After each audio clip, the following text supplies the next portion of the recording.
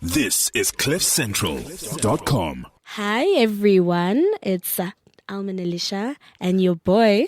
And this is the Cheeky Natives. We're so excited to have another episode of the Cheeky Natives, and today we're going to discuss a book that is actually garnering acclaim, which is great. It's beautiful to see Black women getting the accolades that they deserve. We're coming for it, and this is evidence of that. We're coming for everything that they tried to deprive us of. And so today we're reviewing If I Stay Right Here by Chwayita Ngamlana. Yes. So I'm going to read a bit about who she is. So Chwayita Ngamlana was born and raised in Grahamstown. She is an only child who found comfort and companionship in reading and writing from the age of 10. She has a degree in music and has a master's degree in creative writing. This is her debut novel, and it won't be the last. And so with that, we begin. Do you want to tell us a little bit about If I Stay Right Here? So, If I Stay Right Here is a novel which is autobiographical. So 70% of the novel is actually based on Chwayita's life. If I Stay Right Here is about mainly the story about two characters. So the main characters are Shay and Sip. Mm-hmm. Shay is a journalist student who interviews a lot of people, and Sip is a deadbeat who was in prison. That's what just my feelings. So the whole idea of the book, If I Stay Right Here, is that, so the initial scenes that happen is that Shay goes to prison to interview Sip, and then they have an interesting encounter. So this interesting encounter happens in their first meeting.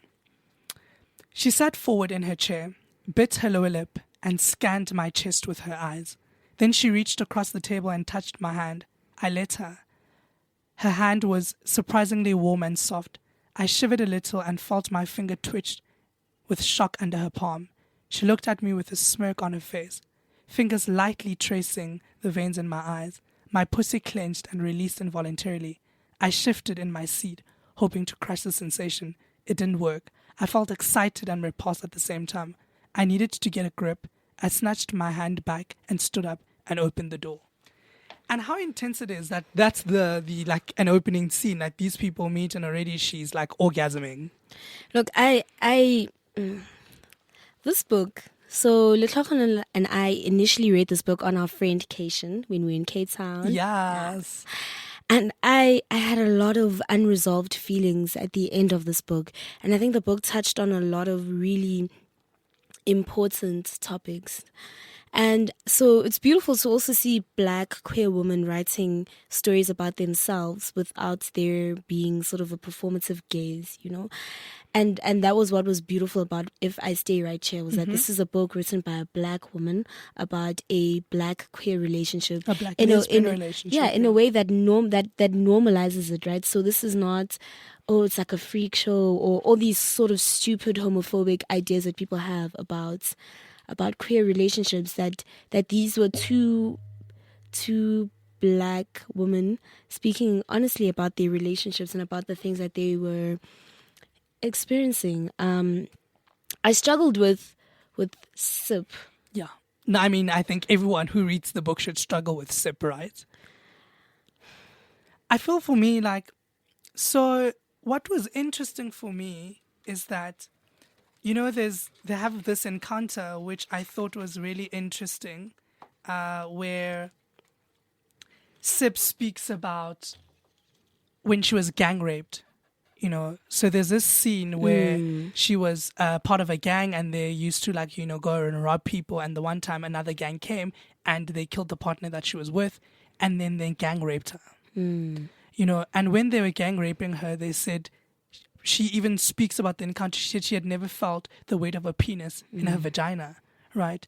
So, and then she says, and even though she tried her hardest, her vagina did become lubricated and become wet. And for me, that's important. That's a difficult conversation, because in some ways your body betrays you even when you are when this violent act is happening. The biology just says this is supposed to feel something, and so I'm. But also as an act of protection, corrective rape I think that we have not, even as cishet people, we have continuously failed Black queer women in this country.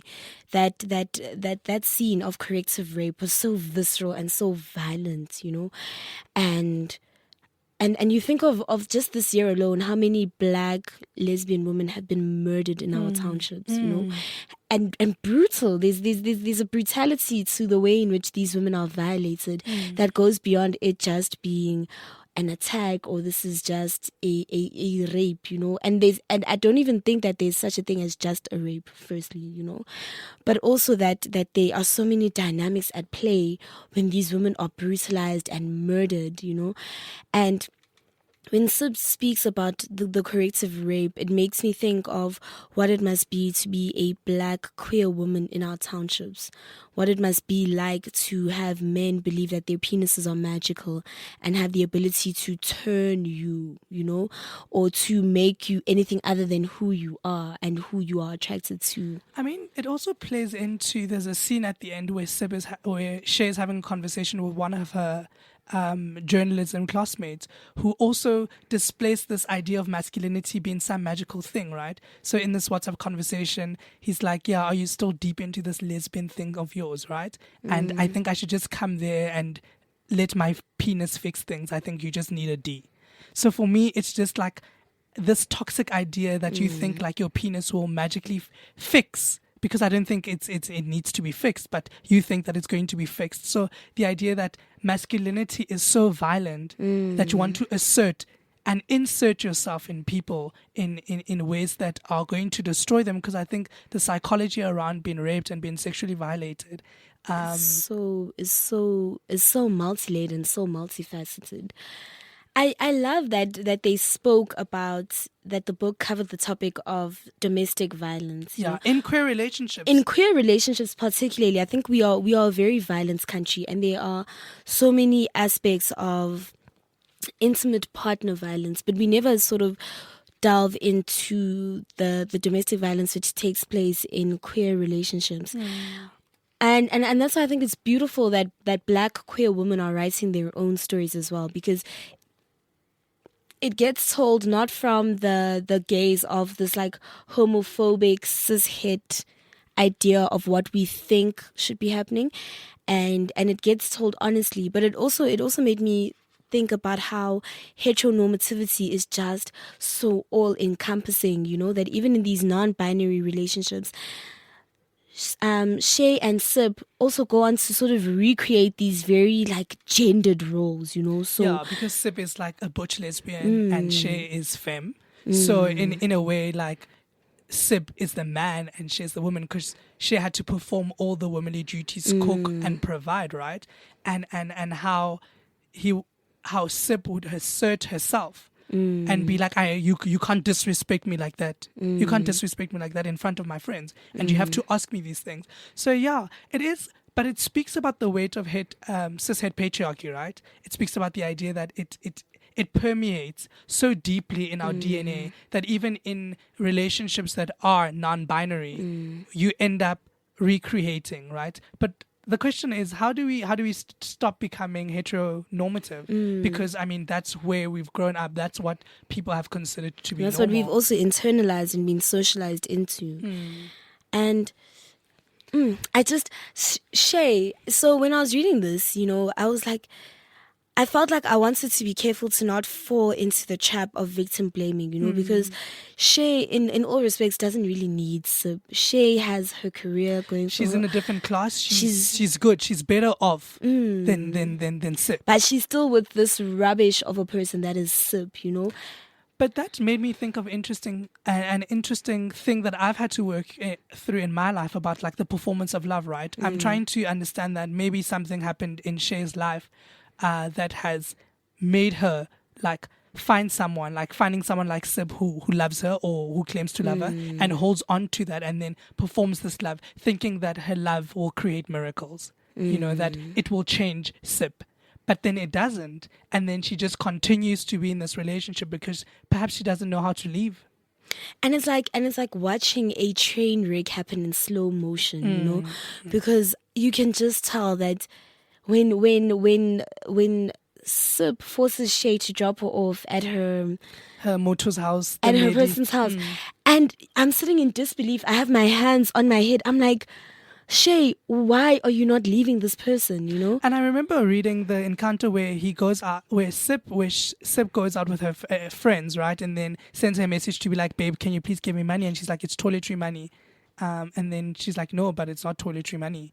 It's money for me. And then she's like, no, babe, but we have to do this. And then she's like, no, you can come take the money. And then Sip just lets go.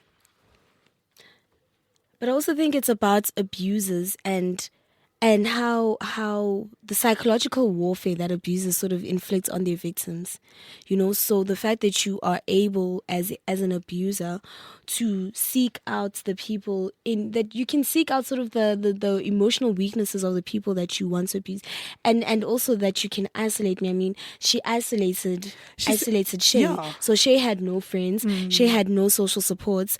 Where was Shay going to go? So when we say to women, you need to leave, you must leave abusive relationships, it's a very privileged statement to make for a lot of reasons. It relies on you having the social support to leave this person. It relies on you having the community support to know that if you leave this person, you are not going to be left to your own disposal, you know. So there are going to be people who step in and take care of you, that there's going to be protection provided to you, you know. And it's a very, very privileged statement. So when we carelessly tell women, just leave, I don't think we take into account all of these things. Because yes, Shay could have left Sip, but why was she not leaving Sip is the question. Why was she staying in this like messy, crazy relationship? Because really that relationship was a mess. But do you think it has to do with like a form of Stockholm syndrome?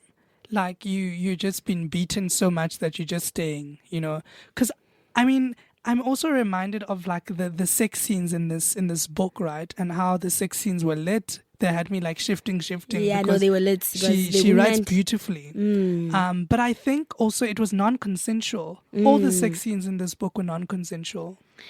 And, you know, it makes me think about how we make consent this like gray zone, you know, where if your partner initially is not keen and then you sort of coerce them, did they consent? No, they didn't, you know, and it's like a false consent because I wasn't keen and then you like, you know, you coerced me or you made me feel as though I was being unreasonable for not being keen. Do you know what I'm saying? It made me, a lot of the sex scenes made me uncomfortable because I wondered how Shay felt at the end of those scenes, you know, when it's over, did she feel that she had full agency? And I think it's important because for me, my question has always been, do we think like in this cis-het patriarchal world that women can have full agency? And even what was interesting is I've always thought like, what does consent look like truly, right? Because in my head, I feel that if you and I are engaging in some sexual relationship, if you in the middle of the encounter say no, then you've stopped giving consent and we need to stop, right? Even though your body may betray you, but the idea that if you say no, it's a no.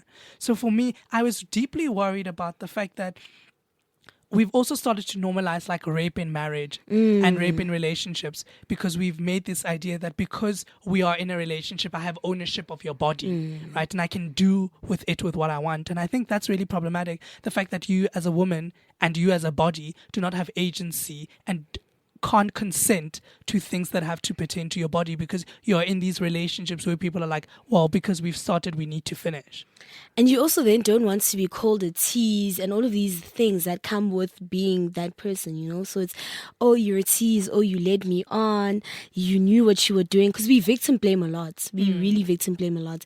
And there's a scene that's still in my mind where Sip slaps Shay and her friends Yes. Shay's friends are there, it's a party, it's good. Shay is also she's with her friends, she's very happy. Sip is just very erratic, you know, and then Sip goes on to slap Shay with her friends there. And her friends then intervene, but obviously as things progress, whatever, Shay stays with this person post that whole confrontation, and it makes me and I think her friend's reaction was also so very telling. I think sometimes we get so frustrated with victims of domestic abuse and them staying, that we sort of enable the abuser, right? Because it's like, but why are you staying? Why are you still with this person? This person is a loser, and you know. Yeah, so I found the scene that you speak about. We walked onto the balcony and closed the sliding door. I leaned in for a kiss, but she looked away. What's up with you smoking now, she asked. Come on, baby, it's just hub. Nothing strong. Tonight is going so well, I'm having a bit of fun. I told you not to smoke this much. No girlfriend of mine smokes, you know that. Sip, not tonight. Please, baby. You know I don't smoke often. I don't care. What's everyone else going to think when you smoke like that? It's not a good look. Okay. What the fuck is up with you today? First, you don't tell me you're inviting Noni, then you disrespect me in front of everyone. But what the fuck did I do wrong? You invited a good 3 of your friends that I don't know. At least I invited someone you've met. It's not about that. It's the disrespect. Okay, baby, I'm going back in now. I don't know what you on about. You're not going anywhere. What else do you want me to do? I invited my friends because I didn't want Tabs and his friends to get bored. They didn't pitch anyway, so I don't get what you're so mad about. I'm going back in. I was opening the sliding door and when she grabbed my hand and slapped me across my face. My hunter's dry slipped from my hand and made a piercing sound, and it hit the concrete. She slapped me again. What did I do? I screamed. Ooze rushed to the balcony and grabbed Sip's arms. She head-butted me just as he was pulling away, leaving my neck down, feeling hot. I stood there, frozen, as Noni came to the balcony, screaming, You fucking piece of shit. Sip, I've always said it and I'm going to say it again. Touch my friend again and I'll take you to jail myself. You good for nothing, broke bitch. And what was interesting for me is that even after this scene, what happens is, Sip, then as they're about to sleep, this is what happens, right? She kisses me and I let her, raising my knees. She slips her hand into my underwear and slowly rubs my clit. I lie still. She took my top off and kissed my breast while making her way down my pussy. No, don't, I said. She carried on. She started taking my underwear off. I reached for it and grabbed it before it passed my knees. She bit my hand, but I didn't let go. She used both arms to yank it from me. It tore. I let go. I gasped when I felt her tongue. I tried to make a sound not to move. Her cousin shifting around next to us. I grabbed her mohawk and pulled. She continued. I grabbed her shoulders, pushing her away. She pinned my hands to the bed on either side and continued. I yanked my hands from her grip and grabbed the pillow on either side. My breaths became deeper, louder. I let out a moan. Shh, she said. I watched her frame in the dark, my breast rising and falling. She was now reaching in between her legs and rubbing. She increased the speed of her tongue, opened my lips wider. I arched my back and gripped the pillow harder. Like, I'm just thinking, like, you've just beaten someone up and then afterwards you want to violate her in a different way after she said countless times, no, don't do this, and you feel entitled to her body to that extent. Like, this idea of like visceral toxic masculinity is really what gets to me. And over and over again, we see it demonstrated in their interactions, Shay ultimately is the breadwinner. Shay is the one bringing the money. Sip lives off Shay, yeah. And it makes me wonder about these very toxic, violent people, who seek out women that they feel can be manipulated, it can be manipulated and can be sort of abused and then benefit from those kind of relationships, you know what I mean? And like, I was very frustrated with the Shay, and I realized a lot of it is just my own ideas of what I think people should do or what I think I would have done in that situation. But I was really, really frustrated with Shay for a lot of reasons. Like, why was Shay with Sip? Why? For 5 marks, why? I mean, I can't answer that, but I think in some ways, like, I feel that you find yourself as educated, as upwardly mobile as you are. You find yourself in these positions because sometimes at the beginning of the relationships, things are good, right? Or maybe you're turned on by the aggressiveness and you stay because you want someone who's got a bit of authority over you, right? And then you find yourself at the end of where Shay found herself. So I think that we should be quick to judge people who are in these relationships, right? but we should also start providing and having conversations about like just domestic violence in same-sex relationships, because we think they only exist in heterosexual relationships, but in homosexual relationships they exist too, and sometimes in more violent ways, because you've got this toxic masculinity that and heteronormativity that plays itself out in these non-binary relationships. So all in all, like, I think it was an important book because, you know, we've read Chinelo Operanta's Under the Idolatries, which was a different book to this one. This one touched on really important issues such as corrective rape, domestic violence in same-sex relationship, ideas of toxic masculinity, and also the isolation of how abusers isolate you from your friends, because if you don't have any friends, you can't leave, so you have to stay with them. And I think it speaks to also us confronting our own ideas of the kind of woman that we think gets abused. Yes. And I think a lot of that is just imbued in privilege. You know, we have this picture that it's the woman who's solely reliant on her partner, who's not educated, who doesn't sort of have any social capital, who gets abused. And there are a lot of women like Shay who get abused, and there isn't room for them to even speak because everyone is going to be like, who you? Miss Black Girl Magic, Miss Black Excellence, Miss Top of her game, doing all of these things as though that excludes you from being human and being vulnerable, you know? Yeah. And I think a large part of why Shay couldn't leave was exactly that, you know? But then she takes her back. I mean, I have some type of feelings about that. She leaves and then... And we're so happy, right? We're like, yes! We don't even care that Sip left Shay. It wasn't that Shay left Sip. Yeah. We don't care. We're leaving all of the finer details. Yeah. She leaves. And we're so happy. We're like, yes, get your life. And she takes her back.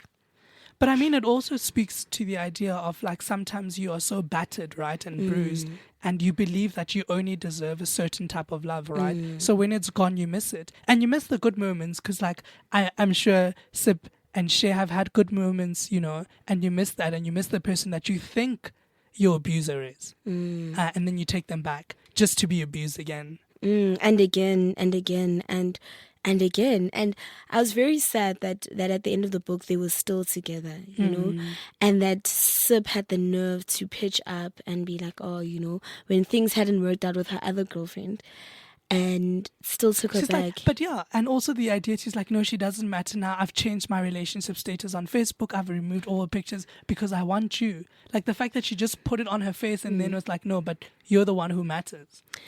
I love that Sip was so invested in social media, right? Yeah. I found that so interesting for a lot of reasons. So when she said she changed it on Facebook, it made me think that this is such a millennial thing to do, you know? Yeah. That it's not official until you're like social media official, you know? But I think also the idea that when she was on the phone with Sip, right, in one of the scenes, and she's like, she always went to go check the WhatsApp status to see how she was feeling. So to gauge what the feelings are. And it's true because we're such a millennial people. Like you make me angry and I go and I subtweet you on Twitter or on Facebook, right? So the idea of writing for a generation that will understand the book and understand that, yes, we're a social media generation is also important. It's powerful, right? Because it makes me think of how we navigate these relationships. So what would the reaction have been if Shay had called Sip out on social media? Yes, that's interesting because I mean that's the phenomenon that's happening now, right? With People are Me outing Too, out their abusers. So I want to know like what would have happened if that had happened. Like would other people who had dated Sip before also have come out to be like, yeah, actually this is what happened? I think that abuse is so pervasive. I think that it's so pervasive and so damaging to your psyche that one of the biggest things you're worried about is whether people will believe you. Yeah. You know? And I mean with Shay, people had seen Sip hit her, and there's a complicity that we must talk about. So when Sip's cousin sees Sip hitting Shay, you know, his reaction is very telling for me. He's like, "Aye, man, don't do that," you know. But it's not the kind of calling out which was necessary for that situation. Yeah, you know, that's true. That all he did was remove Sip from the situation and then go to sleep.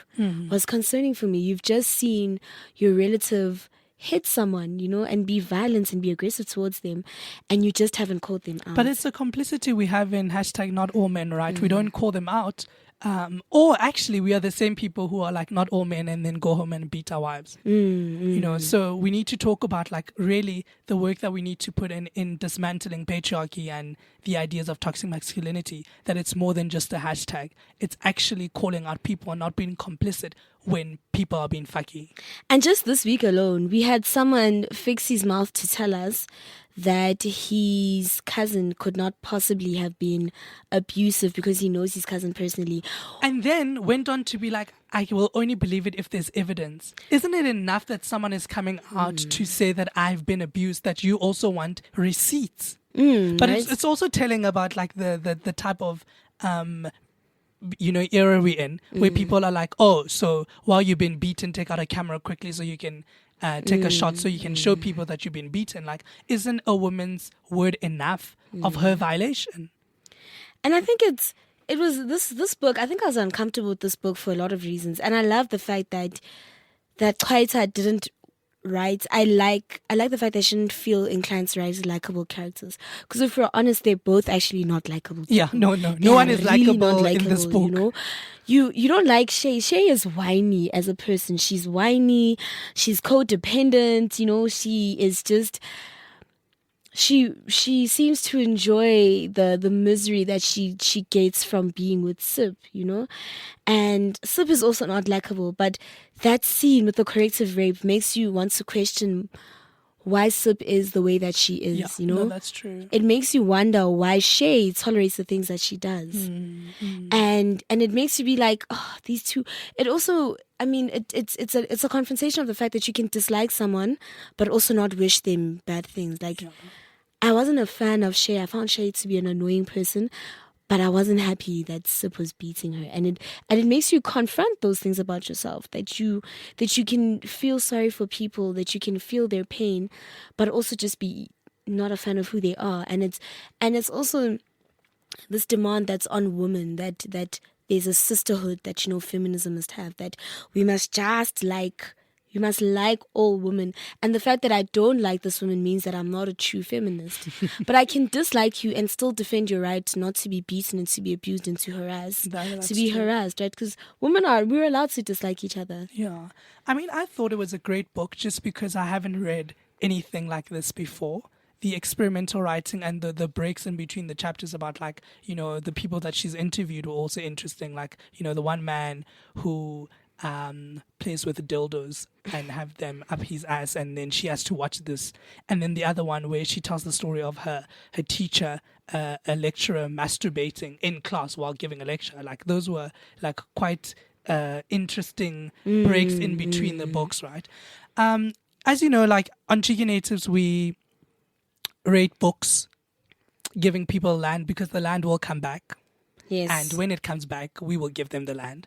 So what land do you think it deserves? So I struggled. You know that I struggled with this novel, with the way that it was written. I didn't sort of have the same appreciation for the style of writing that you did. Yeah, I think I'm a generous reader, you know. Like, I read every book not thinking about other books, because I think, like, sometimes we need to give people a chance. Yeah. So we've given away a lot of wine farms and stuff on the Cheeky Natives recently. Yeah, we have to save our wine farms, eh? Yeah, I think that this is just one of those occasions where I might not be as generous as a wine farm. Okay. And I think it's fair to be allowed to have opinions on books. So I particularly was not crazy about this novel, and I'm not quite sure if it's the way that it was written. It was very experimental. I found it very disjointed and chunky, you know, and I think that took away a lot of my enjoyment from reading it. So yeah. Okay, I mean, I enjoyed it because I thought it was experimental, but I also enjoyed the topics that it touched in particular, and, you know, it's topics that we've spoken about. I'm thinking, what land is there to give? You know, actually. There's a lot of land. You have a whole country full of land. That's true. I mean, like, why can't we give parts of Namakwaland, the beautiful Namakwaland? Like, let's just give parts of Namakwaland. I definitely think it's a book that I would recommend people grab and read.